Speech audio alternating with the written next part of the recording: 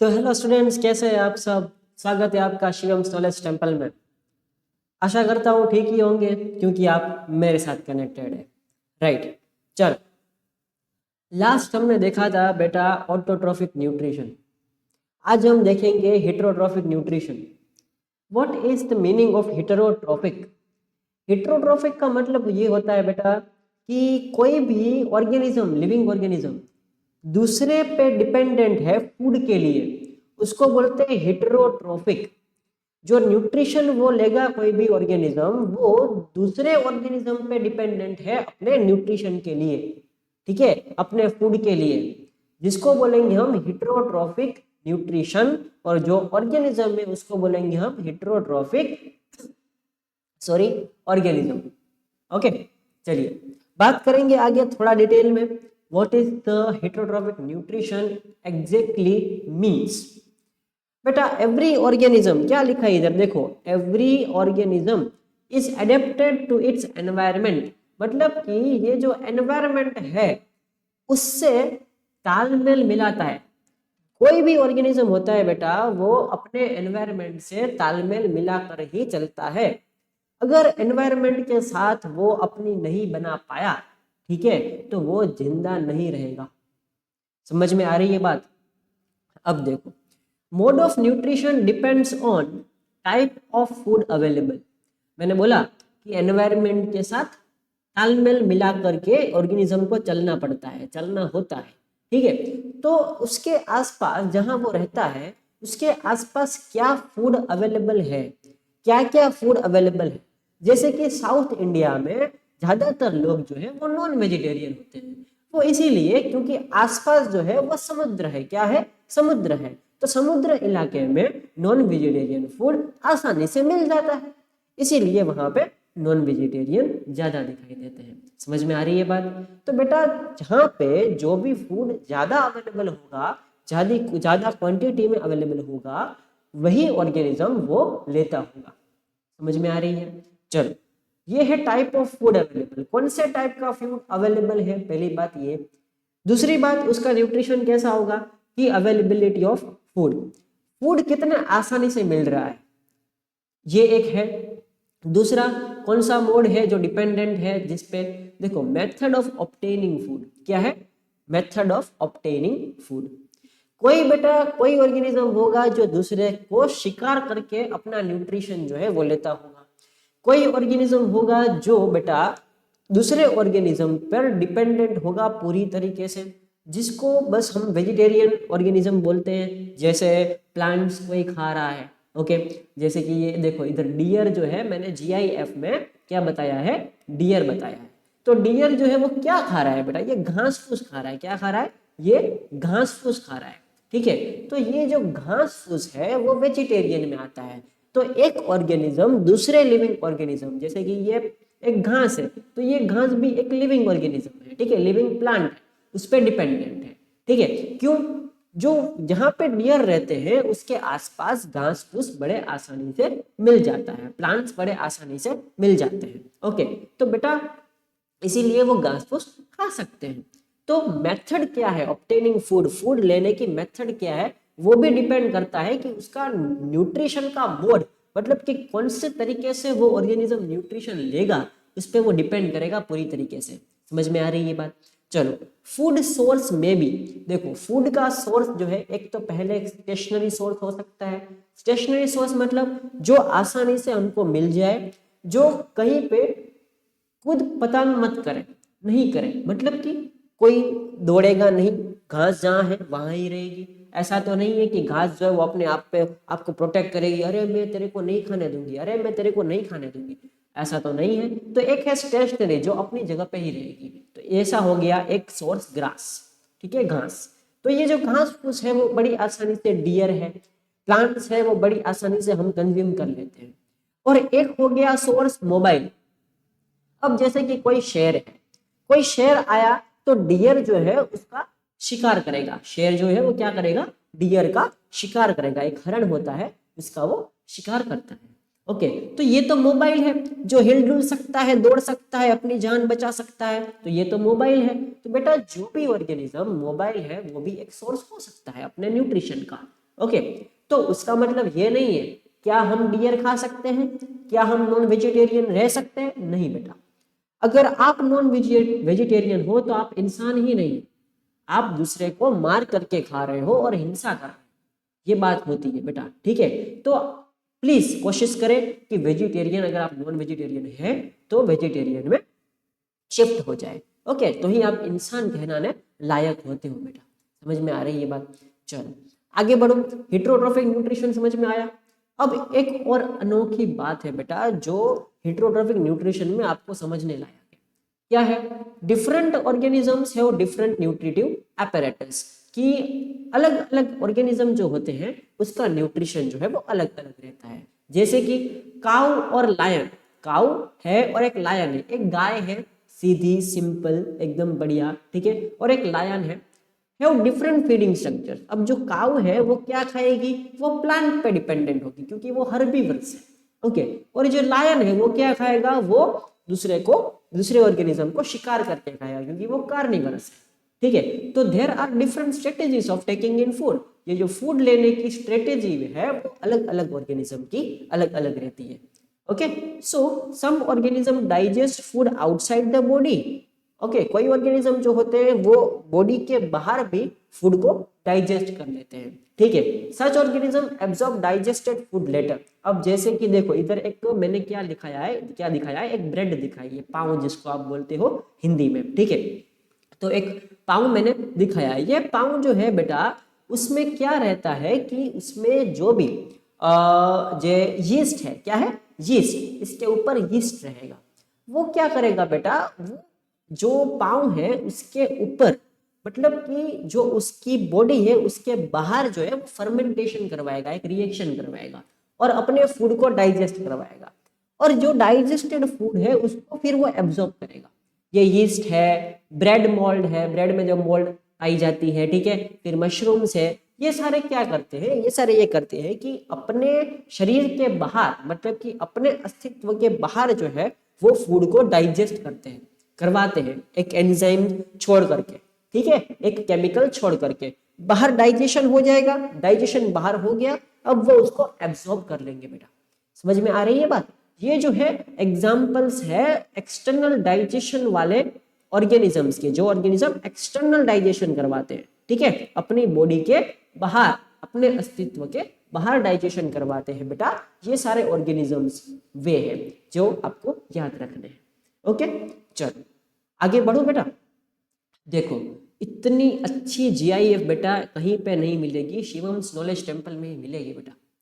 यही समझना है, कोई भी कॉन्सेप्ट हो उसको अच्छे से बस समझते चलो, याद वो अपने आप रह जाएगी। जितनी बार रिवीजन करोगे याद याद रह जाएगा, ओके। तो बेटा कोई भी कॉन्सेप्ट है उसको अच्छे से समझा करो, उसको जीवन में अप्लाई करना सीखो कि कहाँ पे वो अप्लाई होगा, okay. So some organisms take in food and digest it inside the body. कोई ऑर्गेनिज्म ऐसे है जैसे कि हम क्या करते हैं, फूड जो है वो अंदर कंज्यूम करते हैं, ठीक है, और डाइजेशन हमारा स्टमक में रहता है, मतलब स्टमक में होता है, ओके। तो बेटा हम ऐसे ऑर्गेनिज्म है जो फूड इनटेक करेंगे, डाइजेशन बॉडी के अंदर करेंगे, okay. So type of food depend on body design and function.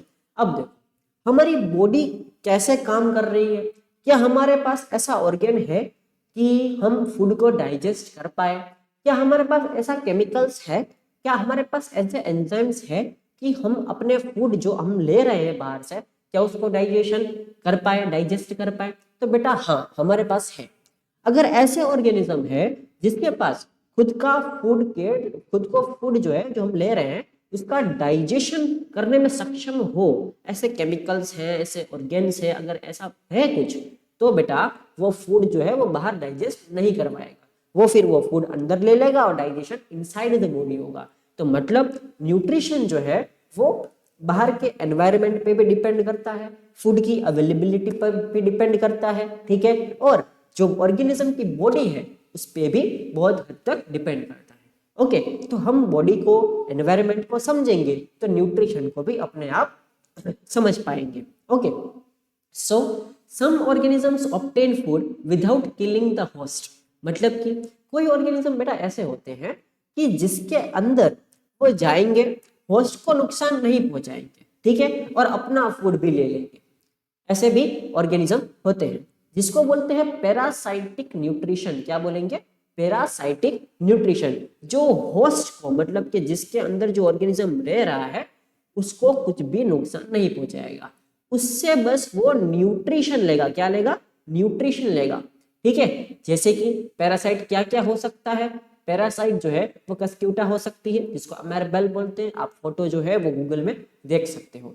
अब है टिक्स। क्या है? टिक्स। टिक्स मतलब कि पता है आपको, आपके पास पेट होंगे तो जो एक छोटे छोटे जो जीव है, ठीक है, वो उसके स्किन में चिपक जाते हैं। वो क्या करते हैं? उसका खून चूसते हैं, ठीक है, बॉडी के सरफेस में चिपक जाते हैं टिक्स, उसका खून चूसते हैं। ओके, हाँ, लेकिन ये बात है कि वो ऑर्गेनिज्म, मतलब कि होस्ट जो, जैसे कि डॉग है इधर, तो होस्ट को मार नहीं देता।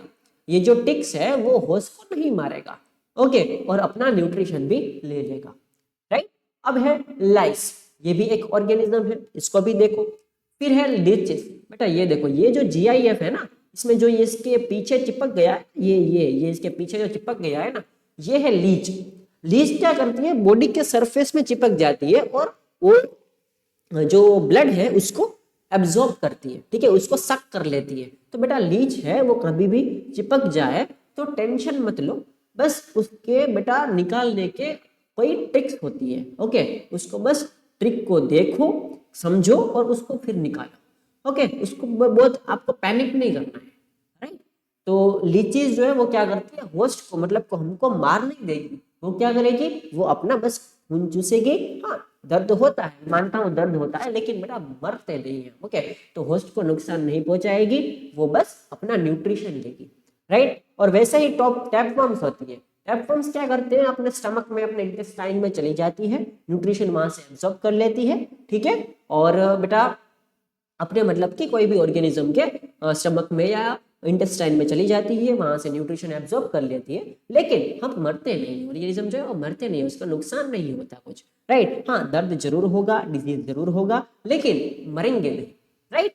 तो बेटा ये चीज है हिट्रोट्रोफिक न्यूट्रिशन में, जो बहुत इंपॉर्टेंट है, जो समझने लायक है। आपको ये पता होना चाहिए। आप जो है वो लाइव वर्ल्ड में आप रह रहे हैं, तो आपको ऑर्गेनिज्म का भी पता होना चाहिए, कौन से टाइप के ऑर्गेनिज्म है, कहाँ कहाँ पे आपको नुकसान पहुंचेगा, कहाँ कहाँ पे आपको नुकसान नहीं पहुंचेगा। क्योंकि आगे जाकर के मेरे जो स्टूडेंट्स हैं, मेरे शिवम नॉलेज टेम्पल के स्टूडेंट्स हैं, बहुत मेहनत स्टूडेंट है, बहुत होनहार स्टूडेंट है। तो बेटा ये जो स्टूडेंट्स है वो आगे जाकर के साइंस लेगा, कोई कॉमर्स लेगा, कोई आर्ट्स लेगा, कोई गवर्नमेंट एग्जामिनेशन की तैयारी करेगा, ठीक है, कहीं पे बहुत अच्छी जगह पे पोस्टिंग होगी, बहुत अच्छी जगह बिजनेस करेगा कोई। तो बेटा ये सारे जो होनहार स्टूडेंट है मेरे बेटा, तो उसको एकदम टैलेंटेड, एकदम इंटेलिजेंट, एकदम ब्रिलियंट, एकदम नॉलेजेबल बनाने के लिए ही शिवम्स नॉलेज टेम्पल में ये शिवम सर आपके सामने बैठे हैं। बेटा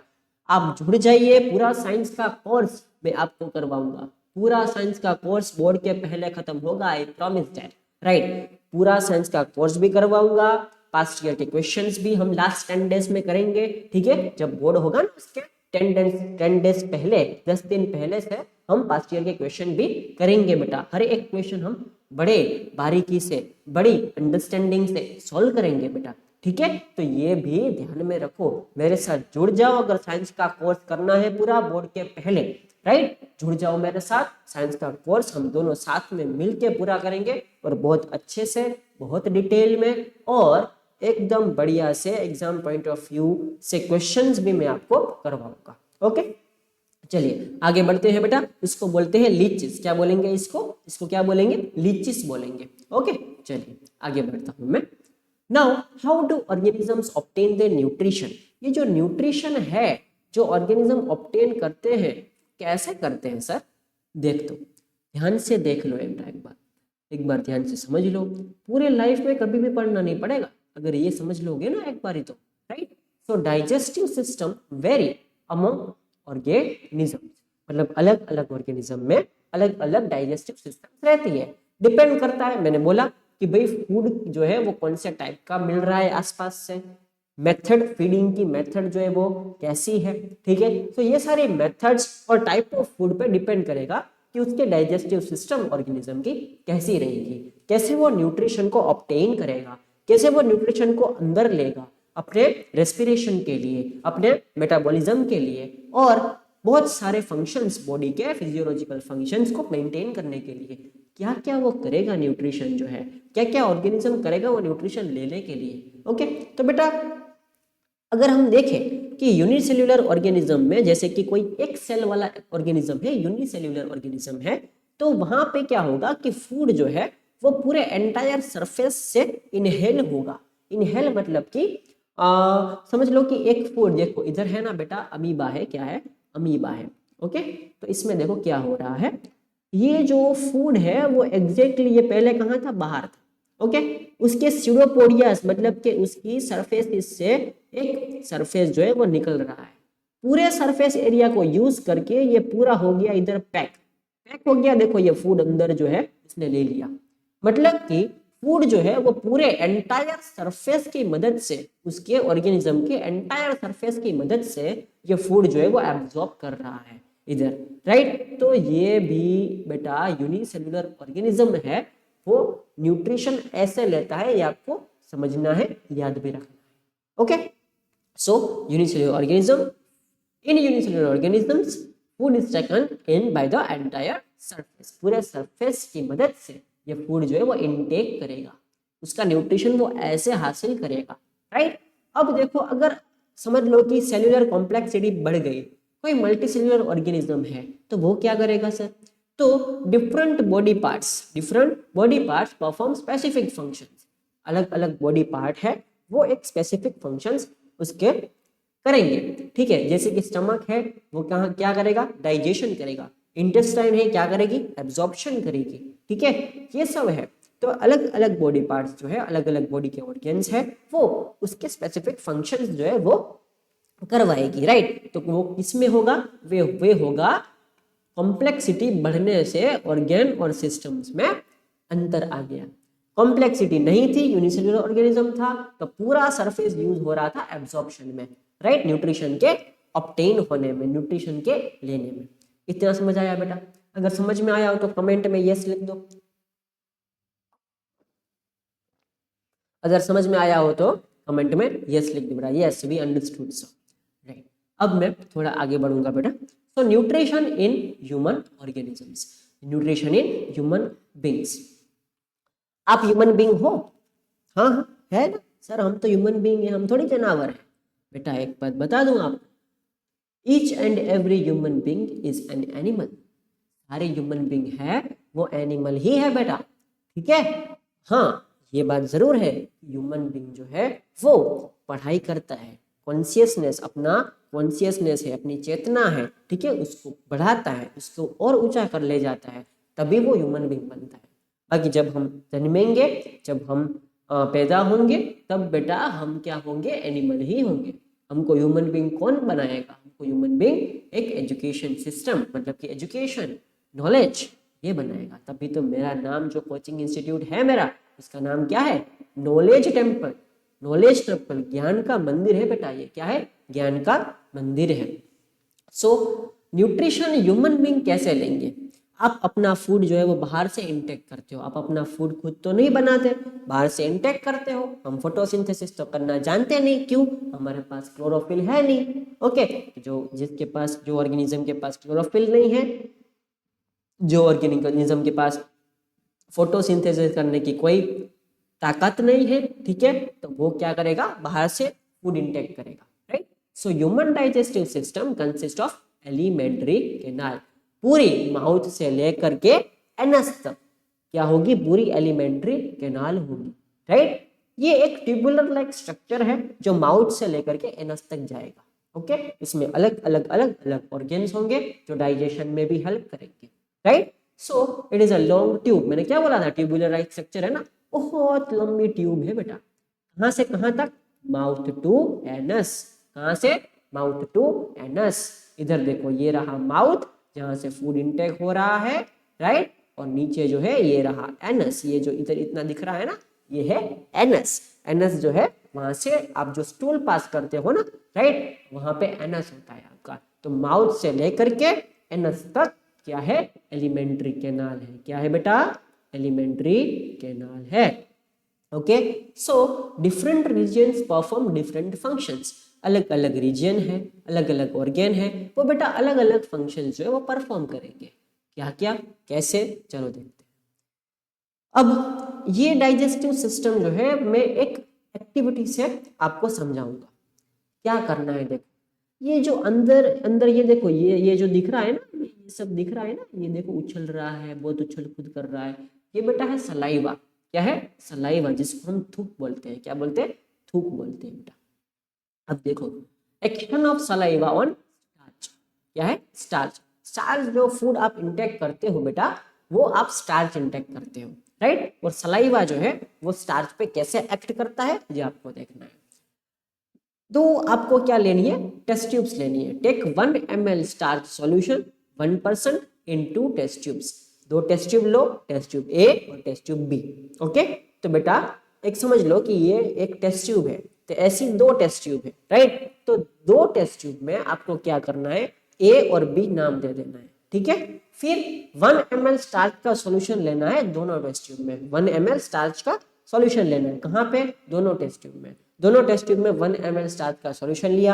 अब क्या करोगे, अब उसमें बेटा 1 ml saliva test tube A में डालोगे। किसमें, ए में। जो टेस्ट ट्यूब ए थी इधर वाली, उसमें क्या डालोगे, 1 ml सलाइवा। जो आपकी थूक है वो 1 ml मेजर करके डाल दोगे, ठीक है। फिर दूसरे जो टेस्ट ट्यूब है उसमें खाली स्टार्च है, उसमें कुछ सलाइवा नहीं डालना है, कुछ भी थूक नहीं डालनी है, ठीक है।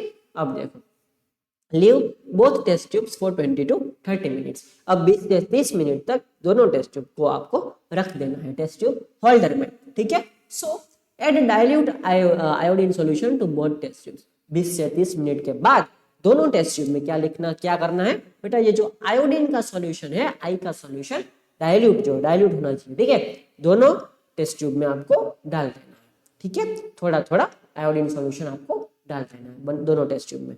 तो आपको क्या देखने को मिलेगा पता है, आपको देखने को मिलेगा कि कलर चेंज जो है वो खाली टेस्ट ट्यूब बी में होगा, ठीक है। क्यों, क्योंकि आयोडीन जो है वो स्टार्च के साथ रिएक्शन करेगा और कलर चेंज हो जाएगा। क्या हो जाएगा, कलर चेंज हो जाएगा, क्योंकि बी में तो स्टार्च था। अब सर ए में भी तो स्टार्च था, लेकिन उसमें सलाइवा भी तो थी, आप उसमें आपने थूक भी तो डाली थी, ठीक है। तो बेटा स्टार्च जो है वो टेस्ट ट्यूब ए में एब्सेंट है। क्यों, क्योंकि सलाइवा ने स्टार्च को डाइजेस्ट कर दिया।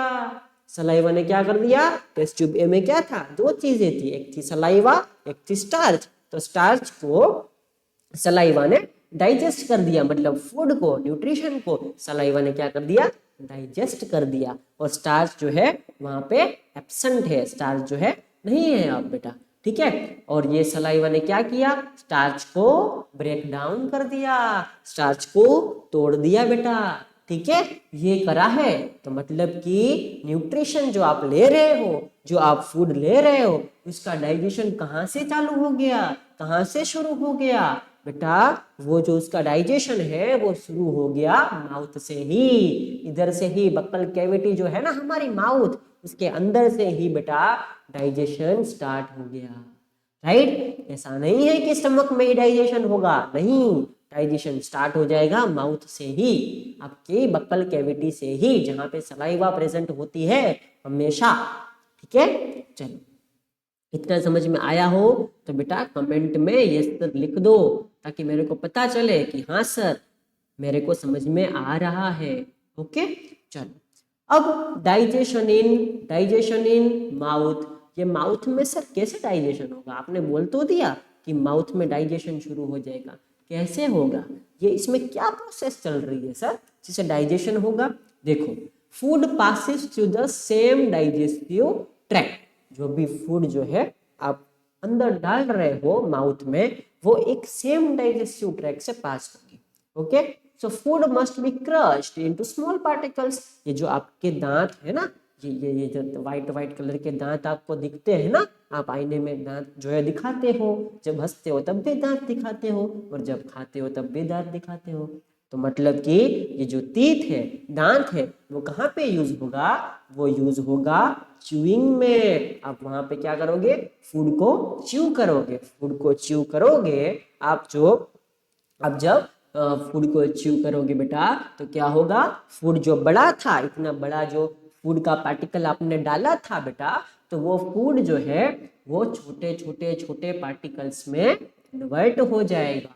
ठीक है, इसको क्या हो जाएगा? फूड का क्रशिंग हो जाएगा। फूड को आप क्रश कर दोगे, राइट? तो बेटा फूड को क्रश करोगे और छोटे छोटे पार्टिकल्स में उसको क्रश करोगे, तो छोटे छोटे पार्टिकल में उसका कन्वर्जन हो जाएगा, right? So teeth help in crushing food. ये फूड को क्रश करने में किसने मदद की? आपके सुंदर सुंदर बढ़िया से टीथ ने मदद की, right? So food is moistured for smooth passage. अब देखो, टीथ ने फूड को क्रश कर दिया। टीथ ने क्या करा? फूड को क्रश कर दिया, छोटे छोटे छोटे छोटे पार्टिकल्स में उसको क्रश कर दिया। अब उसको गीला कौन रखेगा? उसको मॉइस्चर्ड कौन रखेगा? वो कौन रखेगा? सलाइवा। कौन रखेगा? सलाइवा। देखो, सलाइवा जो आपकी थूक है ना, वो फूड के छोटे छोटे पार्टिकल्स है ना, उसको मॉइस्चर्ड भी रखते, उसको गीला भी रखते। क्यों? अगर वो गीला नहीं होगा, ड्राई होगा, तो बेटा ये आपकी ट्यूब है, उसमें अटक जाएगा ना। अगर ड्राई कोई चीज अंदर डालोगे तो वो अटक जाएगी, खरोच देगी। ठीक है, तो बेटा आगे उसको जाना है, खरोच ना आए आपके लिए डाइजेस्टिव ट्रैक्ट में, इसलिए उसको मॉइस्चर रखना पड़ेगा, उसको गीला रखना पड़ेगा। गीला कौन रखेगा? सलाइवा रखेगी। कौन रखेगा? सलाइवा रखेगी। तो सलाइवा जो है, सलाइवा वो बहुत ही इंपॉर्टेंट है डाइजेशन के लिए। अगर आपके सलाइवा बराबर सिक्रीट नहीं हो रही है, तो उसका मतलब ये है कि डाइजेशन भी ठीक से नहीं होगा, right? So saliva is secreted by salivary glands. ये देखो, सलाइवरी ग्लैंड मतलब पता है आपको? ये आपको दिख रही है, ये इतनी बड़ी, ये इमेज में देखो, ये इतनी बड़ी दिख रही है बेटा, ये है पैरोटिड ग्लैंड। सबसे बड़ी ग्लैंड होती है ये माउथ में सलाइवा के लिए। ठीक है, ये है सब मैंडिबुलर ग्लैंड। ये देखो, ये जो दिख रही है ना, ये सब मैंडिबुलर ग्लैंड है। ये है सबलिंगुअल ग्लैंड। ये देखो, दांत के जो टंग है ना, उसके नीचे होती है ये सबलिंगुअल ग्लैंड। तो ये आपके पास क्या है? 3 ग्लैंड है। ये ग्लैंड क्या करेगी? ये ग्लैंड जो है वो सलाइवा को सिक्रीट करेगी। क्या करेगी? सलाइवा को सिक्रीट करेगी। अब देखो, बड़ा इंपॉर्टेंट पार्ट समझाने जा रहा हूं बेटा। कोई इधर से डॉक्टर बन रहा है मेरा कोई स्टूडेंट, तो आपको बहुत ही इंपॉर्टेंट फर्स्ट ईयर में ये आएगा। 11th 12th लेने जा रहा है, साइंस लेने जा रहा है, तो उसमें भी आएगा बेटा। सो सलाइवा, इसमें क्या है? सलाइवरी एमाइलेज है। क्या है? Salivary amylase. ये क्या है बेटा? एंजाइम है। क्या है? एंजाइम है। ये सलाइवरी एमाइलेज क्या करता है?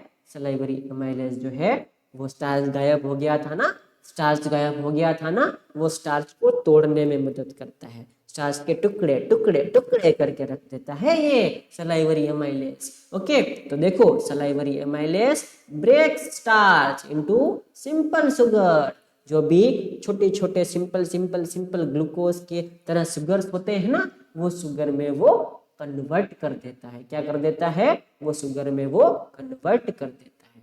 ये बात समझ में आई बेटा? बात समझ में आई? सो टंग हेल्प्स इन। अब देखो, एक बात हुई बेटा टीथ की, फूड आया, टीथ ने क्रश किया, सलाइवा ने उसको मॉइस्चर रखा। सलाइवे में एक एंजाइम है, क्या नाम है? Salivary amylase. सलाइवरी एमाइलेज है, वो फूड में स्टार्च था, वो स्टार्च को तोड़ दिया और सिंपल सिंपल शुगर में कन्वर्ट कर दिया। स्टार्च गया, सिंपल शुगर अब अंदर जाएगा। कहाँ जाएगा? पेट में जाएगा, आपके स्टमक में जाएगा, राइट? और किसके थ्रू जाएगा? इसोफेगस के थ्रू। इसोफेगस एक ट्यूब है, एलिमेंट्री कैनाल का ही पार्ट है बेटा इसोफेगस, उसके थ्रू वो अंदर जाएगा। ये देखो, ये रही इसोफेगस, ये जो आपको व्हाइट कलर की दिख रही है ना, ये है इसोफेगस। क्या है? इसोफेगस है। ये बेटा ये टंग है, ये जो है वो टंग है बेटा। ये जो है, ये क्या है? जो। अब ये जो है बाहर, आपको अपने मुंह अगर ओपन करोगे तो एक इधर पीछे लटका हुआ एक पोर्शन ऐसे दिखेगा। ठीक है, तो ये जो लटका हुआ पोर्शन है उसको बोलेंगे उव्यूला। क्या बोलेंगे? उव्यूला। और जो माउथ के अंदर जो भी खाली है, कैविटी है, उसको बोलेंगे ओरल कैविटी या फिर बक्कल केविटी।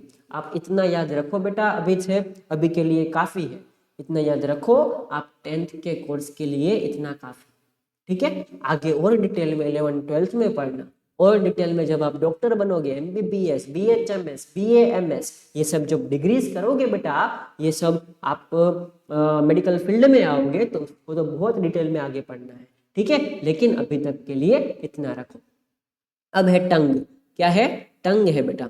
ये जो टंग है ना, टंग, जीभ, ये जीभ क्या करती है? ये फूड को मिक्स करती है। क्या करती है? फूड को मिक्स करती है। ओके, जितने भी फूड है उसके पार्टिकल्स को मिक्स कर करके वो सलाइवा के साथ पूरा मिक्स कर देती है। ये जो सलाइवा है ना उसके साथ पूरा मिक्स कर देती है ये टंग बेटा, ठीक है।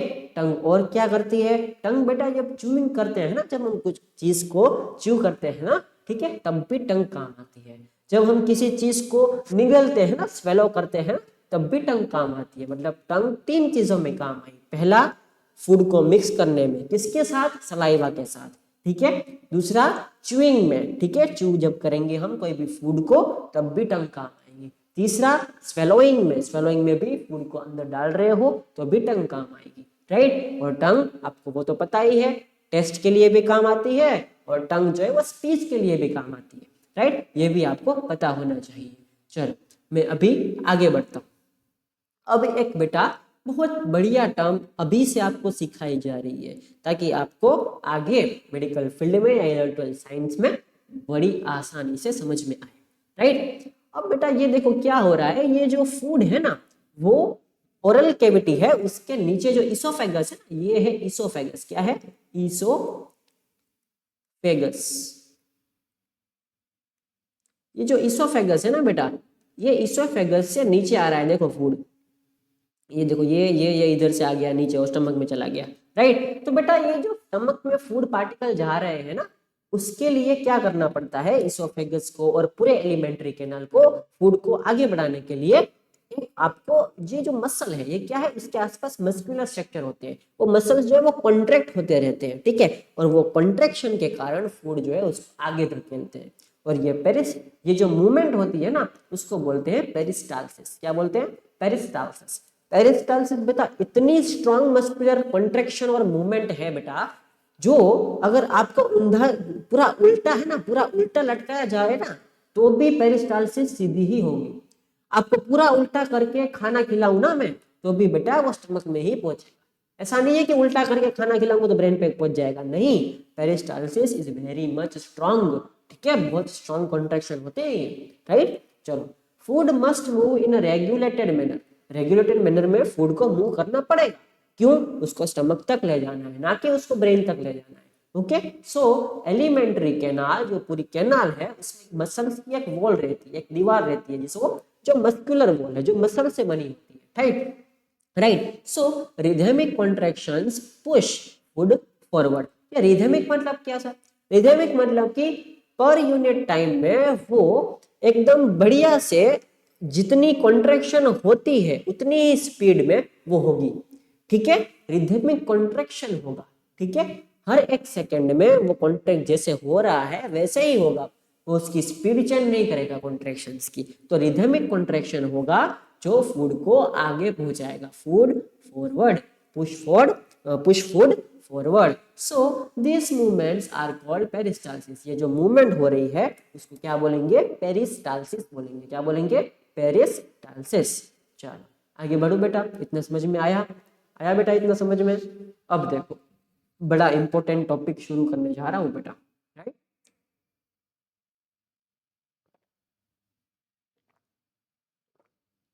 बड़ा ही इंपॉर्टेंट टॉपिक शुरू करने जा रहा हूं, डाइजेशन इन स्टमक। हमने क्या किया?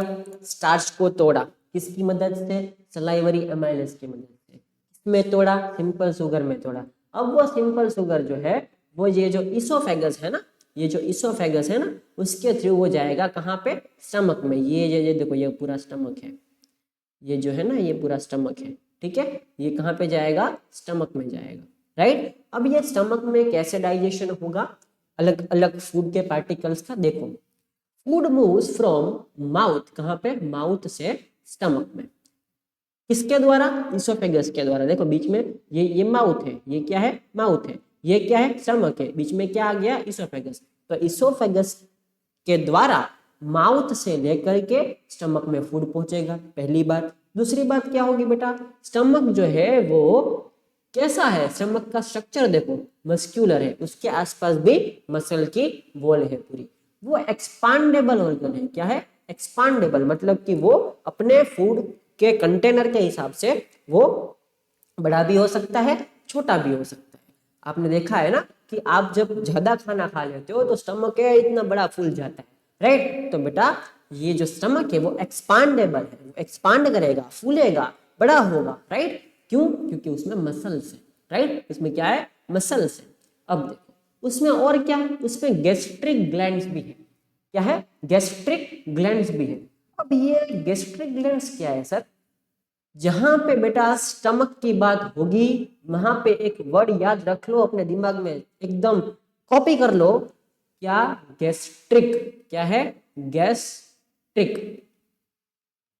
ये जो गैस्ट्रिक वर्ड है वो यूज होता है स्टमक के लिए। किसके लिए? स्टमक के लिए, ठीक है? तो gastric word is used for stomach in medical field.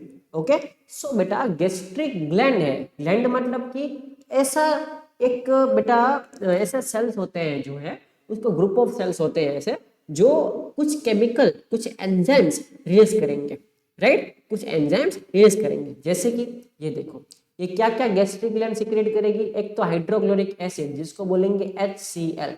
क्या बोलेंगे? HCl।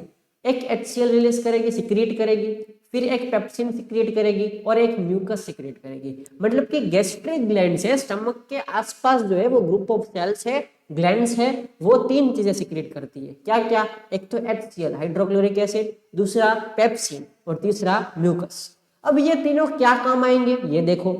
HCl का फंक्शन देखो, क्या है HCl का फंक्शन? ये HCl है ना, हाइड्रोक्लोरिक एसिड, उसका फंक्शन देखो। वो बेटा स्टमक को एसिडिक मीडियम देंगे। स्टमक को कौन सा मीडियम देंगे? Acidic medium. स्टमक को एसिड जो है वो स्टमक में बढ़ाएंगे क्योंकि HCl बढ़ेगा, ठीक है? अब ये HCl है वो पेप्सिन को भी एक्टिवेट करेगा। पेप्सिन जो है वो पहले इनएक्टिव फॉर्म में होगा जिसको बोलते हैं पेप्सिनोजन। क्या बोलेंगे? पेप्सिनोजन। अब ये पेप्सिनोजन है बेटा, इधर मैं समझाता हूं आपको। ये देखो, ये है पेप्सिनोजन। ये पेप्सिनोजन जो है वो कन्वर्ट होगा पेप्सिन में। किसमें? पेप्सिन में। ये पेप्सिनोजन से पेप्सिन में कन्वर्ट कौन करवाएगा बेटा? HCl करवाएगा। कौन करवाएगा? HCl करवाएगा। ये बात याद रखना बेटा, राइट? आगे भी बहुत काम आएगी और आपको पता भी होना चाहिए कि पेप्सिनोजन को एक्टिव कौन करेगा पेप्सिन में? HCl। कौन करेगा? HCl। ये एक केमिकल रिएक्शन भी है। Okay, so it also activates pepsin. तीसरा क्या है? क्योंकि एसिडिक मीडियम हो गया तो वो बैक्टीरिया को भी मारेगा, तो वो बैक्टीरिया को भी मारेगा क्योंकि खाने के साथ साथ बैक्टीरिया भी अंदर जाएंगे। एनवायरनमेंट के साथ बैक्टीरिया भी होते हैं तो वो भी अंदर जाते हैं, तो वो बैक्टीरिया से उसको भी मार देगा, राइट? तो बेटा HCl के तीन फंक्शन हो गए। कौन से? जो स्टमक में मीडियम है वो एसिडिक रखता है HCl। दूसरा जो पेप्सिनोजन है उसको कन्वर्ट करता है पेप्सिन में। मतलब पेप्सिनोजन है वो इनएक्टिव था, इनएक्टिव पेप्सिनोजन को वे करेगा कन्वर्ट पेप्सिन में। जो पेप्सिन है वो एक्टिव होगा।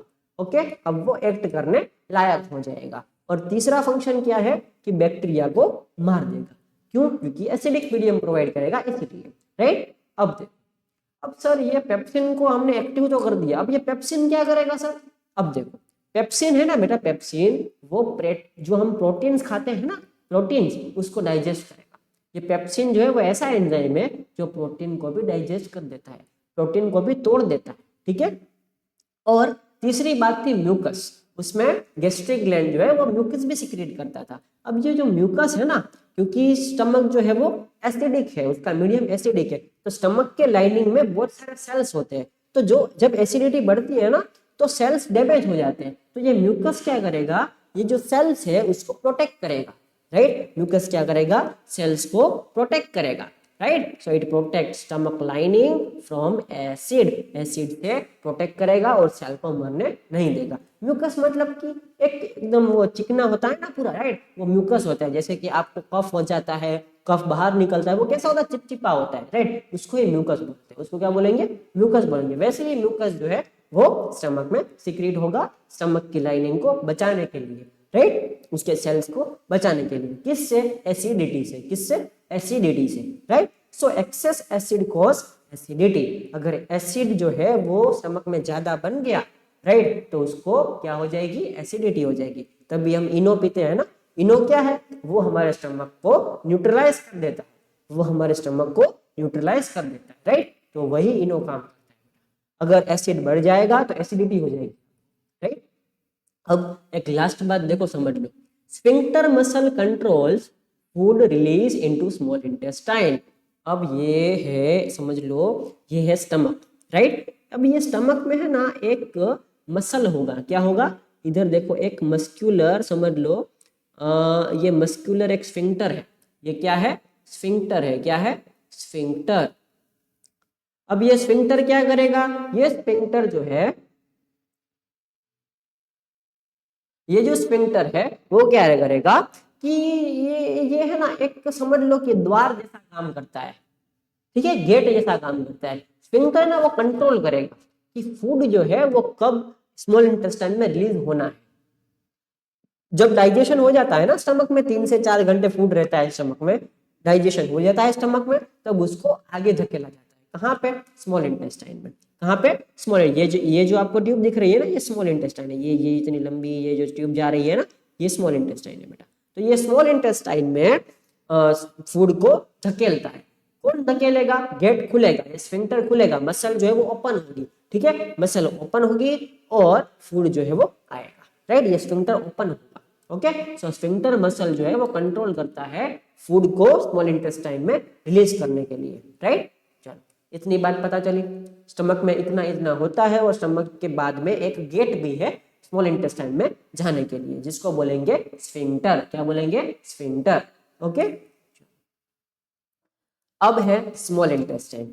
अब फूड कहाँ पहुंच गया है, स्मॉल इंटेस्टाइन में पहुंच गया है, राइट। देखो ये जो मूवमेंट इधर दिख रही है ना, ये देखो सीजम में, और कहाँ पे दिख रही है, इधर बहुत बढ़िया से दिख रही है। ये जो मूवमेंट दिख रही है ना बेटा, सीजम में, इसको कोई कोई कैसम भी बोलते हैं, मैं सीजम बोलता हूँ, ठीक है। तो ये जो सीजम है या फिर कैसम है, ठीक है, इसको बेटा, ये जो मूवमेंट हो रही है ना मसल्स की, उसके आसपास देखो मस्कुलर वॉल है, और ये देखो ऐसे ऐसे मूवमेंट कर रहा है, ये है मस्कुलर कॉन्ट्रैक्शंस। और इसको क्या बोलेंगे हम, इसको हमने क्या बोला था, पेरिस्टाल्सिस बोला था ना, पेरिस्टाल्सिस बोला था ना, राइट। तो ये जो है वो मूवमेंट हो रही है जिसको बोलते हैं पेरिस्टाल्सिस। क्या बोलते हैं, पेरिस्टाल्सिस। सो अब स्मॉल इंटेस्टाइन की बात है, बड़ी एकदम बारीकी से करेंगे, बहुत अच्छे से। देखो, longest part of alimentary canal, जो एलिमेंट्री कैनाल है उसका सबसे लंबा पार्ट होता है वो है स्मॉल इंटेस्टाइन। कौन है ये, स्मॉल इंटेस्टाइन, बहुत लंबा होता है, right. It is highly coil structure, बहुत कॉइल मतलब कि उसमें गुचड़ा बहुत है। आपने अभी अभी उत्तरायण गई है, 14 जनवरी को थी, राइट। तो उत्तरायण में जो डोरे हैं वो कैसे एकदम एक दूसरे में भिड़ जाते हैं, पूरा गूंज हो जाता है बेटा। तो ये ही स्मॉल इंटेस्टाइन है, उसमें कोइल्स, कोइल्स मतलब कि गुचला बहुत जाता है, ठीक है, it is coiled structure, okay. So ये देखो, ये पूरी स्टमक से निकल रही है डिओडिनम, डिओडिनम के बाद ये देखो, ये डिओडिनम है, ये जेजुनम है, ये इलियम है, राइट। तो ये सारे जो स्ट्रक्चर्स है, डिओडिनम, जेजुनम और इलियम, ये स्मॉल इंटेस्टाइन के स्ट्रक्चर है। ये सारे कौन किसके स्ट्रक्चर है, स्मॉल इंटेस्टाइन के structure, right. So small intestine देखो, ये पूरी कॉइल बन रही है, देखो इधर ये कॉइल, ये गुचड़ा, ये तो कम दिखाया है, ये तो कम दिखाया है, गुचड़ा बहुत ज्यादा होता है स्मॉल इंटेस्टाइन का। इतनी लंबी वो ट्यूब है, वो इतने में समा जाती है बेटा, तो पूरा एकदम गुचड़ा करके अंदर डाल देना पड़ता है, राइट। तो ये लेंथ जो है उसकी डिपेंड करेगी डाइट के ऊपर, उसकी लेंथ कहाँ पे डिपेंड करेगी, कैसे डिपेंड करेगी, डाइट के ऊपर। जैसे कि कोई हर्बीवरस है, कोई हर्बीवरस है मतलब कि प्लांट जो है वो ले रहा है, तो उसकी इंटेस्टाइन और ज्यादा लंबी होगी, ठीक है। और अगर कोई कार्निवरस एनिमल है, जो किसी को कोई एनिमल को एज इट इज खाता है, तो उसकी जो इंटेस्टाइन है वो छोटी होगी, ठीक है। उसके डाइट के ऊपर डिपेंड करेगा कि उसकी इंटेस्टाइन बड़ी होगी, मतलब कि लंबी होगी, या छोटी होगी, ठीक है। So site of complete digestion of carbohydrates, proteins और फैट्स।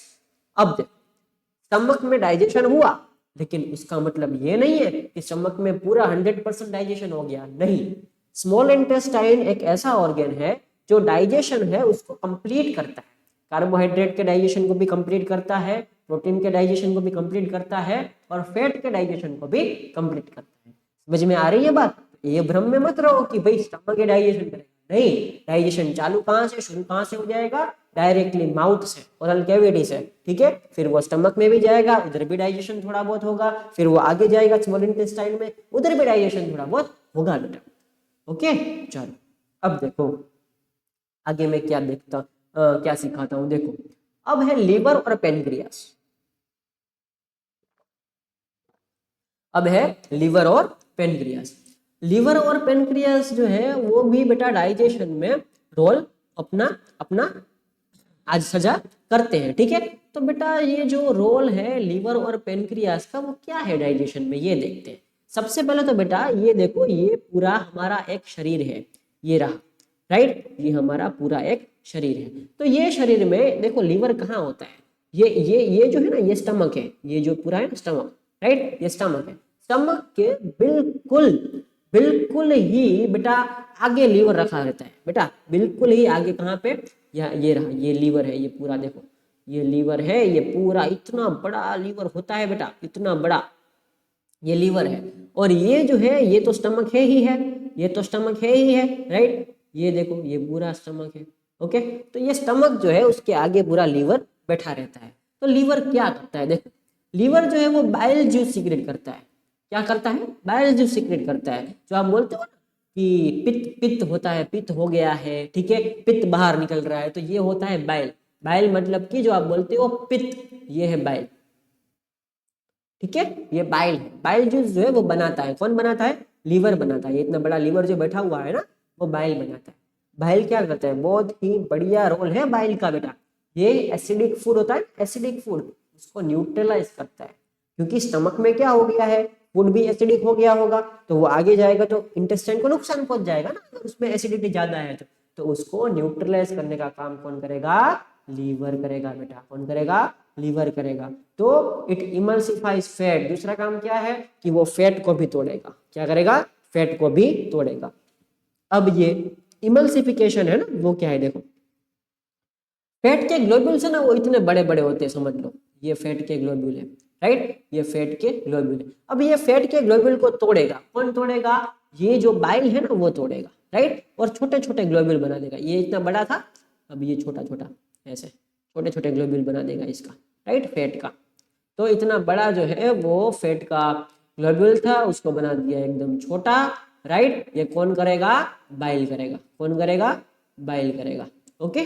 सो एमल्सिफिकेशन मतलब कि फैट को भी तोड़ देना, इसको बोलते हैं emulsification, right. It increases enzyme efficiency, मतलब कि स्मॉल इंटेस्टाइन में जो भी एंजाइम है जो और डाइजेशन में मदद करने वाले हैं, वो भी एंजाइम की एक्टिविटी को ज्यादा इंक्रीज करवाएंगे, राइट। तो बाइल देखो बहुत अच्छा काम और बहुत बढ़िया काम करता है। क्या करता है? एसिडिक फूड जो है उसको न्यूट्रलाइज करेगा और फैट को भी तोड़ेगा, फैट को इमल्सिफिकेशन करेगा, राइट। अब ये हो गया लीवर का रोल। ये किसका लीवर का रोल हो गया। अब देखेंगे पेनक्रियास का रोल। देखो ये देखो, ये है ना पेनक्रियाज है। ये क्या है? ये जो ये आपको दिख रहा है ना, ये रह गया, ये और ये इधर, ये है पेनक्रियास। क्या है? ये कौन है? ये पेनक्रियाज है। कौन है? पेनक्रियाज है बेटा। ये पेनक्रियाज जो है वो क्या करेगा? पेनक्रियाटिक जूस सिक्रेट करेगा। क्या करेगा? पेनक्रियाटिक जूस सिक्रेट करेगा। पेनक्रियाटिक जूस में क्या होगा? अल्टीमेटली एंजाइम होंगे। क्या होगा? अल्टीमेटली एंजाइम होगा। तो बेटा ये जो पेनक्रियाटिक जूस है उसमें एंजाइम कौन कौन से होंगे? दो टाइप के। कौन कौन से? दो टाइप के। एक है ट्रिप्सिन और एक है लाइपेस। एक है ट्रिप्सिन और एक है लाइपेस। ये जो ट्रिप्सिन है ना वो प्रोटीन को डाइजेस्ट करता है, प्रोटीन को तोड़ता है, ठीक है। और ये जो लाइपेस है ना वो फैट को तोड़ता है। लाइपेज क्या करता है, फैट को तोड़ता है, ट्रिप्सिन क्या करता है, प्रोटीन को तोड़ता है। समझ में आई बात? डन। अब है बात इंटेस्टाइनल जूस की। इंटेस्टाइनल जूस की, इंटेस्टाइन पे अपना जूस सीक्रेट करता है, जो स्मॉल इंटेस्टाइन है उसकी बात कर रहा हूँ, ठीक है, वो भी अपना जूस सीक्रेट करता है।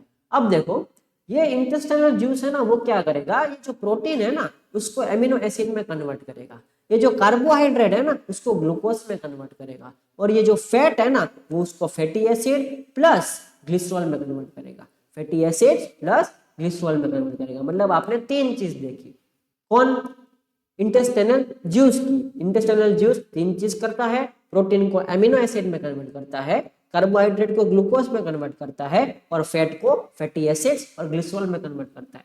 मतलब कि जितने भी न्यूट्रिशन में कॉम्प्लेक्स कॉम्प्लेक्स फूड पार्टिकल्स थे उसको तोड़ कर करके एकदम छोटे छोटे पार्टिकल्स में कन्वर्ट कर रहा है, अल्टीमेटली यही कर रहा है बेटा, ठीक है। जो केमिकल कॉम्प्लेक्स थे उसको एकदम सिंपल बना रहा है, यही डाइजेशन होता है, कुछ डाइजेशन नहीं होता। ओके, सो पेनक्रियाटिक जूस, उसमें दो एंजाइम है, एक ट्रिप्सिन है, एक लाइपेज है। ट्रिप्सिन क्या करेगा, प्रोटीन को डाइजेस्ट करेगा, प्रोटीन को तोड़ेगा। ओके, लाइपेज क्या करेगा, फैट को तोड़ेगा, राइट। और फिर इंटेस्टाइनल जूस क्या करेगा, सबको अल्टीमेटली 100% डाइजेशन करवा देगा। ओके, चलो डन, इतना डन। अब आगे बढ़ते हैं बेटा, इतना समझ में अगर आया हो तो लिख दो बेटा कमेंट में यस सर आया है। कुछ डाउट हो बेटा तो लिख दो कि हाँ ये सब्जेक्ट में, और मतलब कि ये चैप्टर में डाउट है, ये टॉपिक में डाउट है। मैं आपको विद इन 24 आवर्स में आपको क्या करूंगा, रिप्लाई करूंगा, आपके जो डाउट है उसका सॉल्यूशन दूंगा, राइट। चलो अब आगे बढ़ते हैं। अब है बेटा एब्जॉर्प्शन ऑफ फूड। क्या है, एब्जॉर्प्शन ऑफ फूड। अब है एब्जॉर्प्शन जो हो रहा है फूड का, वो कहाँ पे होगा, वो कहाँ पे होगा बेटा, वो होगा digested food absorbed in small intestine. मतलब कि स्मॉल इंटेस्टाइन में क्या होगा, सारा डाइजेशन एकदम परफेक्ट होगा। डाइजेशन हो गया, अब उसको एब्जॉर्ब भी तो करना पड़ेगा, उसको बॉडी में हर एक सेल में न्यूट्रिशन पहुंचाना तो है हमको, राइट। तो उसको एब्जॉर्ब करना पड़ेगा, उसको इंटेस्टाइन में से खींचना पड़ेगा, और वो खींचेगा कौन, वो खींचेगा स्मॉल इंटेस्टाइन। कौन खींचेगा, स्मॉल इंटेस्टाइन खींचेगा। सो inner lining has finger like projection called villi. क्या है, विलाई है बेटा, क्या है, विलाई है। ये देखो इधर, एक मिनट बेटा होल्ड करना।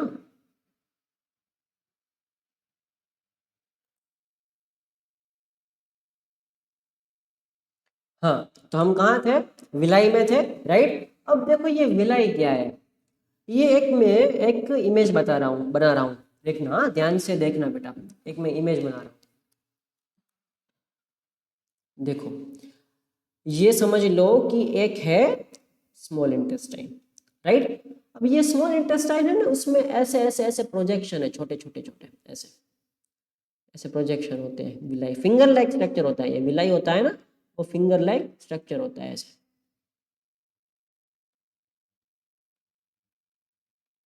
ऐसे, दोनों साइड पे ऐसे होता है, राइट। ये देखो इधर बताया गया है, ये है विलाई, इसको जूम करा है, ये देखो ये जो है ना, ये इसको जूम करा है और ऐसे विलाई बताया गया है, फिंगर लाइक प्रोजेक्शन। तो ये विलाई क्या करते हैं, देखो अगर ये इंटेस्टाइन ऐसे होता, राइट, तो एब्जॉर्प्शन उतना जल्दी नहीं हो पाता। इसीलिए अगर इसको ऐसे करके इसको लंबा अगर कर दे तो सरफेस एरिया बढ़ जाएगा, राइट। अगर सरफेस एरिया बढ़ जाएगा बेटा तो एब्जॉर्प्शन और ज्यादा हो जाएगा कम समय में, ठीक है, कम समय में और ज्यादा एब्जॉर्प्शन कर पाएगा। तो यही तो करना है, यही तो करना है। तो विलाई जो है वो इनर लाइनिंग होती है इंटेस्टाइन की, ओके, इंटेस्टाइन की इनर लाइनिंग होती है विलाई। अब विलाई क्या करेगा, सरफेस एरिया इंक्रीज कर देगा, ठीक है। अब विलाई में बेटा ब्लड वेसल भी होती है, क्या होता है, ब्लड वेसल भी होती है विलाई में।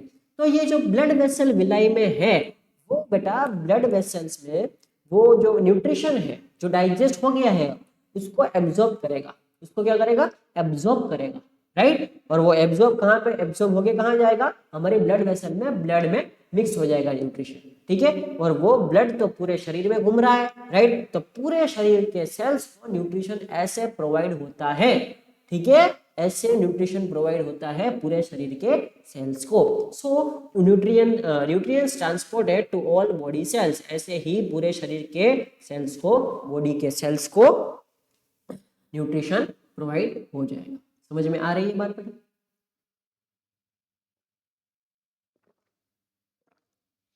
अब बात आपको समझ में आई कैसे होता है? ऐसे होता है, right. So functions of absorb food. अब आपने क्या करा, आपने खाना खाया, पूरा बता देता हूँ एक बारी। खाना खाया, च्यू किया, स्टार्च को तोड़ा, किसने? सलाइवा।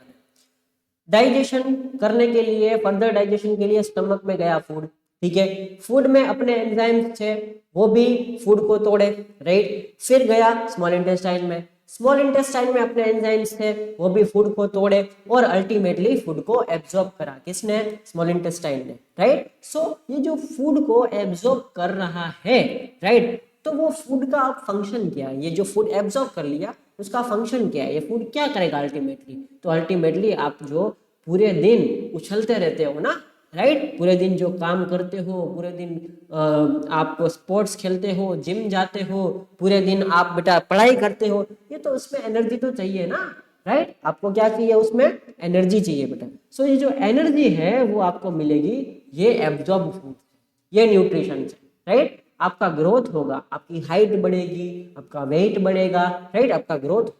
फिर आपके अगर समझ लो कि कोई टिश्यू जो है वो अंदर या बाहर कुछ डैमेज आ गया है टिश्यू में, तो उसको रिपेयर करने के लिए भी बेटा ये न्यूट्रिएंट्स काम आते हैं, राइट। तो तीन चीज होगी, एक होगा एनर्जी का प्रोडक्शन, दूसरा होगा ग्रोथ, और तीसरा होगा टिश्यू का रिपेयर। क्या होगा? टिश्यू का रिपेयर। ओके डन, समझ में आई बात बेटा? चलो आगे बढ़ता हूं, ठीक है। अब है लार्ज इंटेस्टाइन। क्या है? Large intestine. और इजेशन भी हम समझेंगे। ये देखो पूरी की पूरी बेटा एनाटॉमी मैंने दे रखी है, राइट। ये आपको जो दिख रहा है ना, ये दोनों पार्ट्स, ये है बेटा लंग्स। क्या है? लंग्स है, राइट। और बेटा ये जो आपको दिख रहा है ना, ये रहा, ये है हमारा लिवर, ओके। ये है स्टमक, ओके बेटा। ये जो है ये इलियम है, ट्रांसफर्स, ये जो पूरी ये इलियम है, मतलब कि स्मॉल इंटेस्टाइन का पार्ट है ये, ओके। फिर ये स्मॉल इंटेस्टाइन का पार्ट, ये रहा बेटा, ये पूरा स्मॉल इंटेस्टाइन का पार्ट है, ये पूरा स्मॉल इंटेस्टाइन है। देखो कॉइल्स देख रहे हो आप, ये पूरी स्मॉल इंटेस्टाइन है।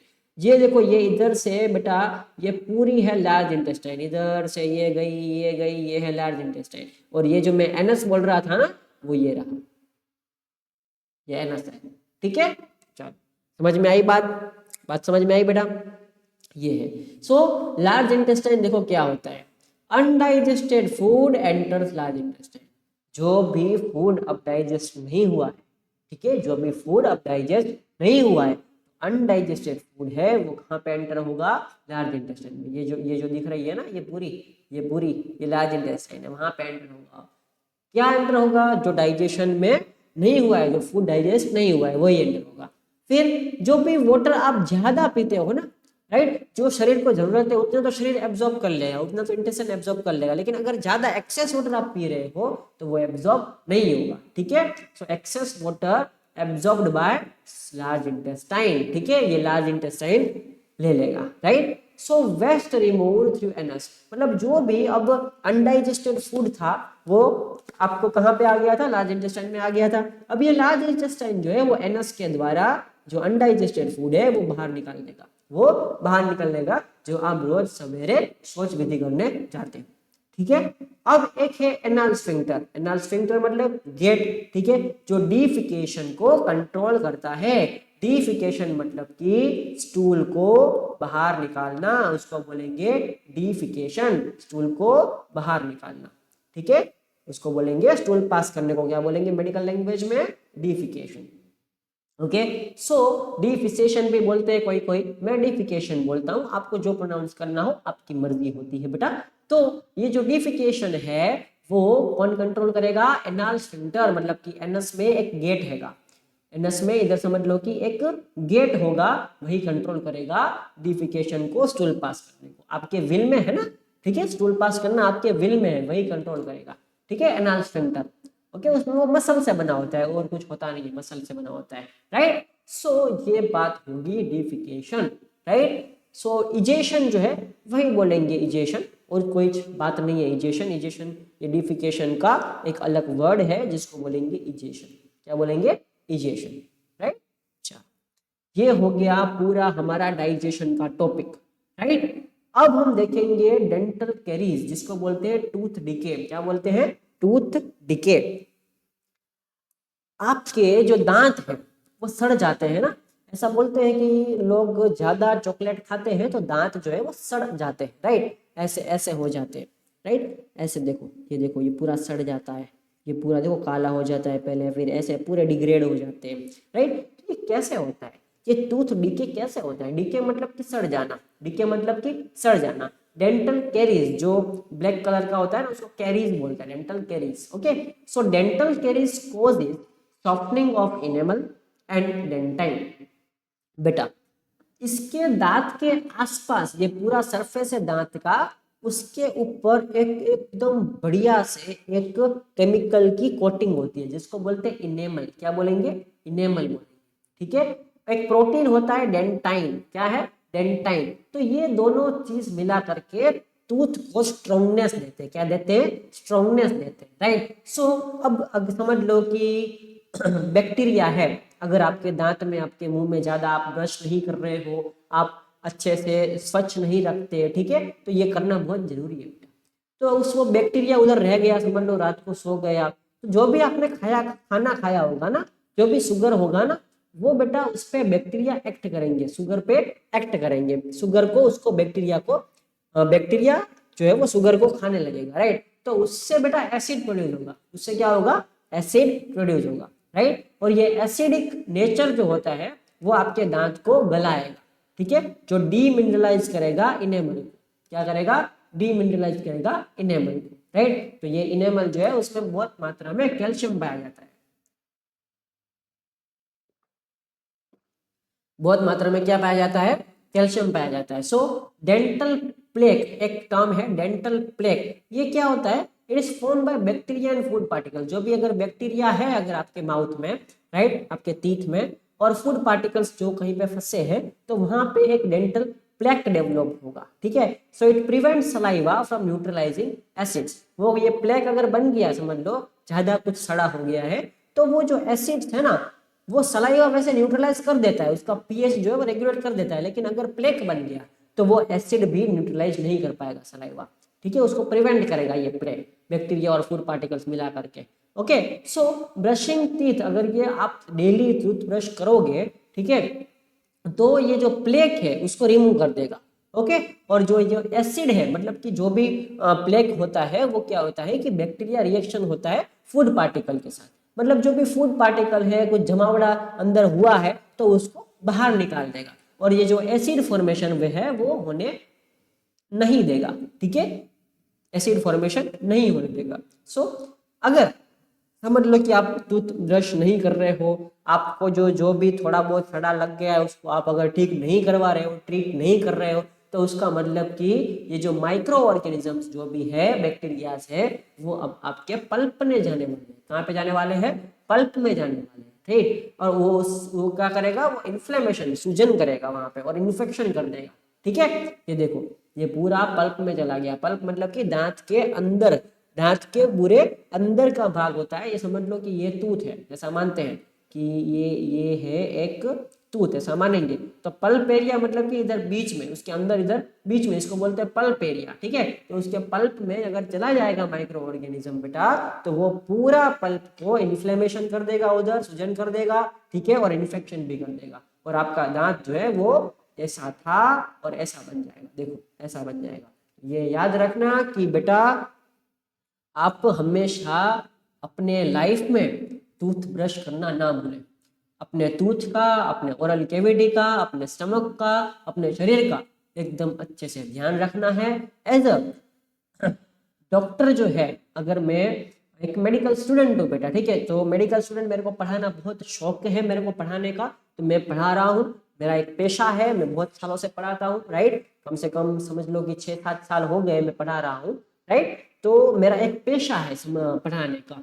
तो ये बस मैं आप सेवा कर रहा हूँ आपकी, राइट। तो लगे रहे आप भी मेरे साथ जुड़ जाए, एक सेवा का लाभ लें, एकदम फ्री ऑफ कॉस्ट, इतनी बढ़िया एकदम डिटेल में एजुकेशन दे रहा हूँ आपको, राइट। तो एक हमारे तरफ से एक सेवा है कि ये जो बोर्ड के स्टूडेंट्स हैं उनको साइंस में कुछ भी प्रॉब्लम नहीं आनी चाहिए, राइट।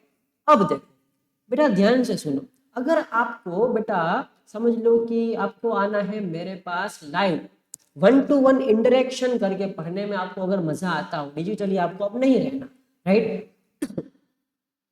जो जो लोग मेरे आसपास रहते हैं ना, वो तो खैर मेरे पास ऑनलाइन ही ऑफलाइन ही आते हैं, ठीक है। तो अगर आपको ऑफलाइन पढ़ना हो ना, राइट, तो बेटा आप कहाँ पे आओगे, मोरबी में आओगे। कहाँ पे आओगे, मोरबी में आओगे, राइट। मोरबी गुजरात, यहाँ पे मेरा ऑफलाइन कोचिंग इंस्टीट्यूट है। अभी मैं कोचिंग इंस्टीट्यूट में ही पढ़ा रहा हूँ बेटा, ठीक है, वहीं पे बैठा हूँ, राइट। तो कोचिंग इंस्टीट्यूट है मेरा स्टूडियो है ऑफलाइन सेंटर में।